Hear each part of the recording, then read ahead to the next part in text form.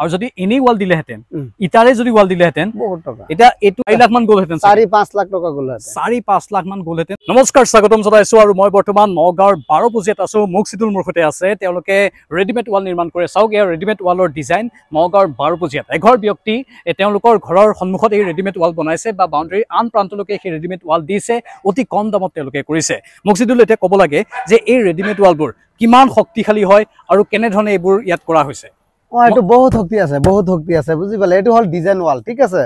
আপোনাৰ ঘৰত সন্মুখত ডিজাইনটো লগাই দিছে এটো হ'ব আপোনাৰ মিটাৰ হেডি 8 ফুট পুশ আছে এটো বিম দি লৈছো তলত এইয়া তলত বিম দি লৈছো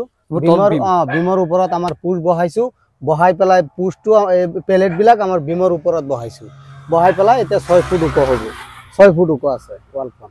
এই ওয়ালখন দেখিলে মোৰ এনেকুৱা লাগিছে গোটেই ওয়ালখনেই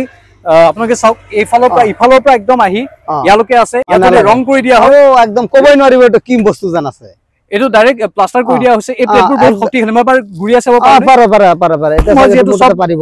ৰেডিমেড ওয়াল ঘূৰিয়া চাইছো পাৰিব আৰু এফালে মই যদি আহো অলপ ইয়াতো যদি আমি চাও গোটেই ৰেডিমেড ওয়ালখিনি কি দীঘলকে আছে গৈ দীঘলকে একেবাৰে দীঘলকে বহুত দীঘলকে আছে কিমান এটো বাউণ্ডাৰীটো কিমান মান হ'ব এটো ধৰক হেতুতকে অলপ কিবা এটা ডিফাৰেন্স হ'ব হেতু হল ডিজাইন ওয়াল এটো হল প্লেন ওয়াল ঠিক আছে হেতুতকে অলপ এটো কিবা এটা কমত হ'ব আৰু হেতু অলপ দাম হ'ব এটো মই ডিজাইন দেখা নাই এটো ডিজাইন নাই এটো ডিজাইন আছে ফ্ৰন্টত ডিজাইন আছে ফ্ৰন্ট সাইডটো যেন সদায় ভাল লাগিব চাব মানুহ হেই কাৰণে ডিজাইন লগাই দিছে এই সাইডটো দি প্লেন এটো একেবাৰে দীঘল পিছলৈকে আছে আটাই কিটা একদম বিম সিম দিয়া আছে দি পেলাই আমি কাম কৰি দিছো আৰু আমি মুকসিদুল জনামতে এতিয়া প্ৰতিটো ভিডিওতে যেন মই বিধিসন্মত সতৰ্কীকৰণ দিও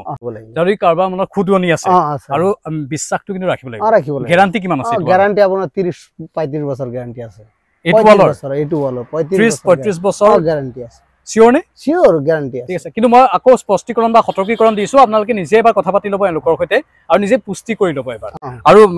আৰু কিমান মান খৰচ যাব গোটেই এই ওয়ালখন বনাওতে কৰোতে এটো আনুমানিক কিমান মান খৰচৰ হয় এটো আনুমানিক ধৰক আপোনাৰ এই 1,15,000 টকা খৰচ হৈছে গোটেই ওয়ালখনতে গোটেই ওয়ালখনতে 1,15,000 টকা খৰচ হৈছে গোটেই ওয়াল আৰু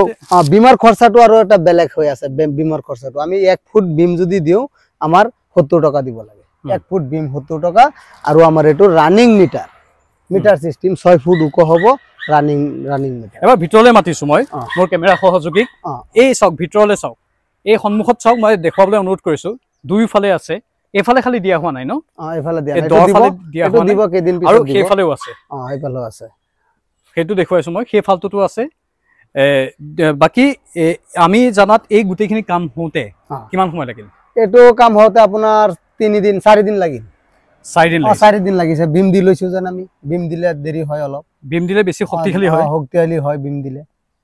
এতিয়া এই গুটেই বস্তুবোৰ এই প্লেটবোৰ এই সিমেন্টবোৰ হিলবোৰ বা পোষ্টবোৰ একদম প্লেট পুশ আমি সব আনি লৈছো আমি বনাই আছো মুঠতে বিমৰ খৰচাটো অলৰেডি গৃহস্থে দিছে সিমেন্ট বালি হিল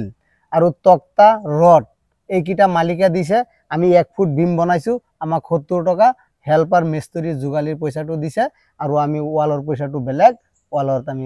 মিটাৰ সিস্টেম কৰিছে অল আসামত মাতি আছে আমি কাম কৰি আছো আৰু কৰিব পাৰিম মানে সেই 2-3 দিনতে হৈ যাব কাম হৈ যাব বিম দিয়া হয় হয়তো 4 দিন লাগিব গাড়ী গুৰাত মাল বস্তু লৈ ভৰাই লৈ গুছি যাম আমাক জায়গাত মাতিলে আমি তাত থাকিলম থাকি পেলাই ডাইৰেক্ট অলৰেডি কাম ফিনিশিং কৰি পিছটা কৰি আহি যাম খৰচটো আকৌ এবাৰ কৈ দিব লাগে এটোত কিমান খৰচ গল এটোত আপোনাৰ 1,15,000 টকা মান খৰচ হৈছে 1,15,000 মান টকা খৰচ হৈছে কাৰণ এওঁলোকে ইয়াত বিম দিছে বিম দিলে বিম দিয়া কাৰণে খৰচটো বাঢ়ি গৈছে বিম নিদিয়াকৈ পাৰিব না বিম নিদিয়াকৈ পাৰিব যদি আপোনাৰ প্লেন মাটি হৈ যায় এফালে দ নাথাকে হেফালে হেৰি নাথাকে মুঠতে বৰকুন পৰিলে আমাৰ হিমাৰ পৰা যাতে আনৰ হিমালৈকে মাটি খহি না যায় হেতুত আপুনি বিম দি ল'ব লাগে আৰু প্লেন জায়গা থাকিলে আপোনাৰ দুইফালে সমানি আছে ইয়াত যদি আপুনি ওয়ালটো কৰক আপোনাৰ কোনো ধৰণৰ ডিস্টাৰ্ব নাই কোনো ধৰণৰ প্ৰবলেম নাই মুঠতে একো নহয় ভালে হ'ব কৰিব পাৰিব এওঁলোকৰ মাটি টুকুৰা চাওক এয়া চাওক অলপ ওপৰ আছে এফালে খাল আছে যাৰ বাবে এওঁলোকে বিম দি লৈছে এনে আপোনালোকৰ যদি সমান জায়গা হয় বিম নিদিয়া কৰিব খৰচ কমি যাব ইয়াত খাল থকা বাবে বা মাটিটো অলপ ওপৰ হোৱাৰ কাৰণে তেওঁলোকে বিম দিবলগীয়া হৈছে কাৰণে খৰচটো অলপ বাঢ়ি গৈছে ইয়া নগাঁৱৰ 12 পুজিয়া আৰু এইখন ওয়াল আমি দেখুৱাইছো আপোনালোকে ইতিমধ্যে কিখন ওয়াল দেখিলে গোটেই বাউণ্ডাৰীটো দেখিলে এইখন ওয়াল চাওক এই পোষ্টটো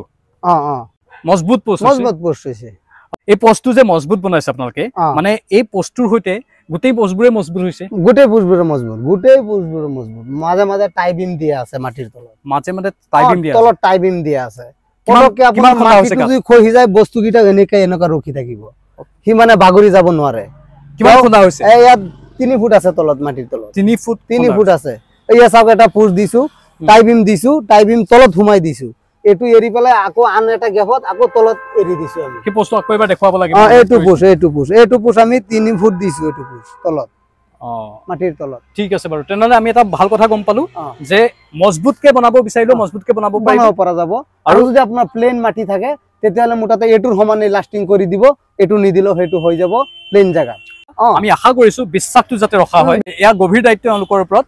এই গভীৰ দায়িত্ব পালন কৰি এনেকৈ কামখিনি কৰি যাওক আৰু যদি এনি ওয়াল দিলেহেঁতেন ইটাৰে যদি ওয়াল দিলেহেঁতেন বহুত টকা এটা এটু 1,15,000 ইয়াত মই দেখিছো 4 লাখ মান গলহেঁতেন 4-5 লাখ টকা গলহেঁতেন 4-5 লাখ মান গলহেঁতেন ধন্যবাদ জনাইছো আশা কৰিছো ভালদৰে কামবোৰ কৰি থাকে ঠিক আছে নমস্কাৰ